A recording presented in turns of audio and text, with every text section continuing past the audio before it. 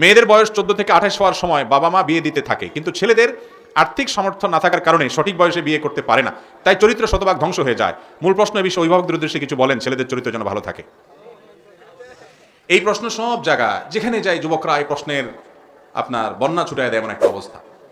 আজকে এই মাহফিলের আয়োজনকে কেন্দ্র করে এক ভাই আমাকে বলেছেন, আমি খাচ্ছিলাম, খেতে খেতে আমাকে বললেন, ভাই আমাদের এলাকার অনাচার হলো, বয়স ছেলেদের 28, 30, 32 হয়ে গেল, বাপমারা বিয়ে দিতে চায় না। সে নিজের কথা বললো, আমার বয়স এখন এত হয়ে গেছে, এখনো বাপমা বিয়ে দেয় নাই। এবং বেচারা আফসোস করে আরেকজনের কথা বললো যে আরেকজন তার বয়স এখন 30+ হয়ে গেছে, অনেক বছর বাচ্চা হয় না, কারণ বিয়েই দিয়েছে বাপমা 30-এর পরে, এরপরে অনেক বছর গেছে বাচ্চা হতে হতে, বেচারা বয়স এখন অনেক হয়ে গেছে, মাত্র এখন বাচ্চা হয়েছে। তো এখান থেকে বোঝা গেল যে এই সমস্যা আমাদের দেশের বিভিন্ন এলাকার আছে, আপনাদের এলাকা বিশেষ করে আছে। মুরব্বীরা যারা আছেন তারা কান খাড়া করে শুনে রাখেন। অনেক বাপমা আছে, বাপমা বলে যতদিন বিয়ে না করাইছি ছেলেটা ততদিন আমার, বিয়ে হয়ে গেলে মোহাব্বত ভাগ হয়ে গেল, বোর হয়ে গেল। এই চিন্তা খুবই ছোট লোকের চিন্তা। আমার ছেলে আমি জন্ম দিয়েছি, তাকে যদি আমি ভালোবাসা স্নেহ মমতা দিয়ে বড় করে থাকি তো আলহামদুলিল্লাহ, সে আমাকে সারা জীবন মনে রাখবে। আর মনে রাখতে পারুক আর না পারুক, মনে রাখুক আর না রাখুক, তাকে উপযুক্ত হওয়ার পর তার চরিত্র হেফাজতের জন্য বিবাহ দেওয়া বাবা মা হিসাবে আপনার উপরে ওয়াজিব। আল্লাহ কোরআন নির্দেশ করেছেন, ও আনকিহু, তোমরা তোমাদের অধীনস্থদের বিয়ে দাও। বিয়ে দেওয়ার নির্দেশ আল্লাহ তাআলা আলাদা করে দিয়েছেন। এবং নবী করিম সাল্লাল্লাহু আলাইহি ওয়াসাল্লাম বলেছেন, তোমাদের ছেলে মেয়েরা বিয়ের উপযুক্ত হলে যদি সময় মতো উপযুক্ত পাত্র পাওয়া দেরি করবো না, খুঁজে পেলেই তাদেরকে দ্রুত বিয়ে দাও। যদি দেরি করো তাহলে ফিতনা ফাসাদ হবে, নানা রকম ব্যভিচারে তারা জড়িয়ে পড়বে। আজকালের জন্য বিয়ে যত কঠিন হয়ে গেছে, জেনা তত সহজ হয়ে গেছে। যেই বাপমার অবহেলার কারণে ছেলে তলে তলে জেনা করবে, খারাপ সম্পর্ক করবে, হারামের দিকে যাবে, মেয়ে খারাপের দিকে যাবে, বাপমা এর দায়ভার বহন করতে হবে। যদি তার ওই ছেলের উপার্জন খাবে, মেয়ের উপার্জন খাবে চাকরি দিয়া, বা বিভিন্ন রকমের লোভ লালসার কারণে বা দুনিয়াবি কারণে সে যদি ছেলে মেয়ের বিয়ে দেরিতে দেয়, আমি সবসময় বলি চাচা মিয়ারা শুনে রাখেন, আপনারা বেশিরভাগ কিন্তু কম বয়সে বিয়ে করেছেন। আগের যুগের মানুষরা, আগের যুগের মুরব্বীরা সব কম বয়সে বিয়ে করতো। আমাদের দাদা দাদি নানা নানি, আমাদের বয়সের যারা আছেন, আরো যারা মুরব্বীরা আছেন, খবর নিয়ে দেখেন, এনারা সবাই বেশিরভাগই দেখবেন যে অল্প বয়সে বিয়ে করছে। আপনাদের আমলে এত অল্প বয়সে বিয়ে করার দরকার ছিল না, তখন আরো পরে দিলেও চলতো। এখন যে ফিতনার সয়লাব, চাচা আপনি জানেন না যে ফিতনার মধ্যে আপনার ছেলে হাবুডুবু খাচ্ছে, যে ফিতনার মধ্যে আপনার মেয়ে হাবুডুবু খাচ্ছে, এদেরকে বাঁচানোর জন্য বিয়ের কোনো বিকল্প নাই। অতএব তাদেরকে বিয়ে দিতে আগ্রহী হন, অগ্রসর হন। বিয়ে দিলে লাভ হবে, লস হবে না ইনশাআল্লাহ। লেট ম্যারেজ বা দেরিতে বিয়ে, এটা বহুবিধ ক্ষতির কারণ। বাচ্চা হতে অসুবিধা হয়, তারপরে যে আপনার বাচ্চা মানুষ করতে অসুবিধা হয়। আমি তো প্রায় সময় বলি, ভাই উপযুক্ত বয়স হয়েছেন, যুবকরাও ঠিক ঠিক না বলে কামাই রোজগার শুরু করেন।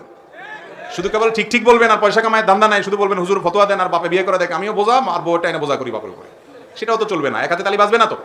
আপনারা উপার্জন করার চেষ্টা করেন, আর মুরব্বীরা আপনাদের সাথে সবটুকু দিয়ে ভর্তুকি দিয়ে হলেও ছেলের বিয়ে করান।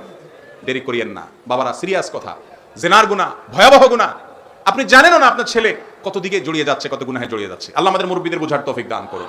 এই এলাকাতে বিশেষ করে এই রোগ বিশেষভাবে আছে, সেজন্য আরো গুরুত্ব দিয়ে বললাম, বাবারা এটা খেয়াল করবেন, ছেলে মেয়েকে বুড়া করে বিয়ে দিবেন না। আপনি যে চিন্তা করে দিচ্ছেন যে ঠিক আছে ও ছেলে মেয়েকে দেখুক, ভাই বোনকে দেখুক, সংসার দেখুক, সব দেখুক, তারপরে বিয়ে করাবো, বেচারারে পচার পরে তারপরে বিয়ে করাবেন, এই চিন্তা কেন করছেন? ভালো করে শুনে রাখেন, ছেলে যদি মানুষের মতো মানুষ হয়, ওকে সময় মতো বিয়ে করাইলেও বিয়ের পরেও সে ভাই বোনের দিকে খেয়াল রাখবে। আর যদি অমানুষ হয় তাহলে সে কখনোই খেয়াল রাখবে।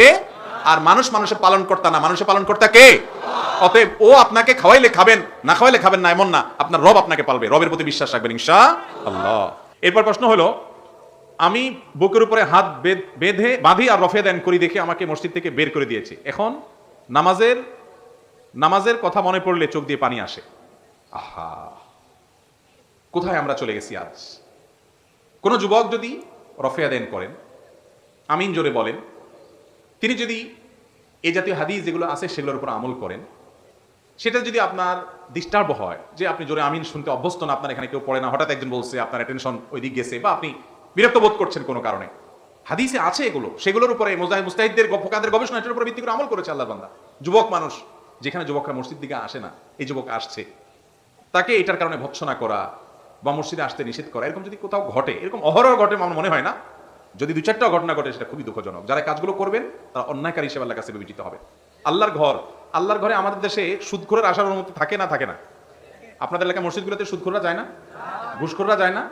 দাঁড়ি চাচা মানুষ যায় না? বউ পর্দা চলে না সে মানুষ যায় না? ও তো সব 2 নম্বর মানুষ মসজিদে যাইতে পারে? শুধু হাত বুকের উপর বাঁধলে আর আমিন জোরে বলে মসজিদে যেতে পারবে না। আল্লাহ তাআলা আমাদেরকে হেদায়েত দান করুন। মুসলমানদের মধ্যে মতপার্থক্য থাকতে পারে, ভুল থাকতে পারে, বিভ্রান্তি থাকতে পারে, কিন্তু তাই বলে আল্লাহর ঘর থেকে একে অন্যকে বের করে দেওয়া, সেটা যেই পক্ষ থেকেই করুক বাড়াবাড়ি, যে দিক থেকেই হোক না কেন। হানাফি হয়েছে দেখে সালাফি বাড়াবাড়ি করছে, সালাফি হয়েছে দেখে হানাফি বাড়াবাড়ি করছে, যে পক্ষে, যে বেশিরভাগ মানুষের দেশে হানাফি, অতএব বিপরীত মতের মানুষের উপরে বেশিরভাগ মানুষ হয়ে কম মানুষ হয়েছে দেখে, বিশেষ করে যে যুবকের যে লেখা, এটা তো হৃদয়ে দাগ কাটার মতো কথা। যে হুজুর নামাজের কথা মনে উঠলে এখন চোখে পানি আসে, কত বড় কথা। আল্লাহ তাআলা আমাদেরকে সহনশীল হওয়ার তৌফিক দান করুন। ভাই, মসজিদে নববীতে নবী করিম সাল্লাল্লাহু আলাইহি ওয়াসাল্লামের ওয়াফাতের পর সাহাবীদের মধ্যে বিভিন্ন আমল নিয়ে বৈচিত্র্য ছিল, ভিন্নতা ছিল। বিভিন্ন ভুরি ভুরি হাদিস দেখবেন যে এক হাদিস, একটা আমল আব্দুল্লাহ ইবনে আব্বাস রাদিয়াল্লাহু আনহু করতেন, আরেকটা আমল দেখা গেল আরেক সাহাবী করতেন। আব্দুল্লাহ ইবনে মাসউদ রাদিয়াল্লাহু আনহু ভিতরে ভরে একটা কথা বলতেন, মুআবিয়া রাদিয়াল্লাহু আনহু আরেকটা কথা বলতেন। একই মসজিদে দুইজন দুই পদ্ধতিতে আমল করছেন, কোনোদিন গন্ডগোল হয় না তাদের মধ্যে। কিন্তু আমাদের আজ আমরা কোনো কিছু সহ্য করতে রাজি না। আমরা যত ইসলাম বিরোধীতে আছে সব সহ্য করতে রাজি আছি, কিন্তু আমার ভাই, আমার কালিমাগো, সেও নামাজি ভাই, মত ভিন্নতা আছে, তাকে আমরা সহ্য করতে বেশিরভাগ ক্ষেত্রে রাজি না। এটা তো একটা শুধু বিচ্ছিন্ন মাসআলা, অন্য সব ক্ষেত্রে একই অবস্থা।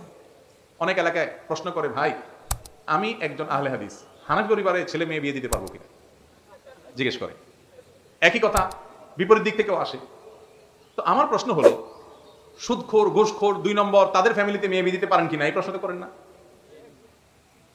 হাদিসের উপর আমল করতেছে, ইস্তেহাদি মাসআলা, মত পার্থক্য আছে বাবা, তো এটার জন্য বিয়ে দিতে পারবেন কিনা সেটা নিয়ে গন্ডগোল। কারণ বিয়ে দিলে তো চুলাচুলি শুরু হওয়ার ভয় আছে। আল্লাহ তাআলা আমাদেরকে ধৈর্যশীল হওয়ার তৌফিক দান করুন।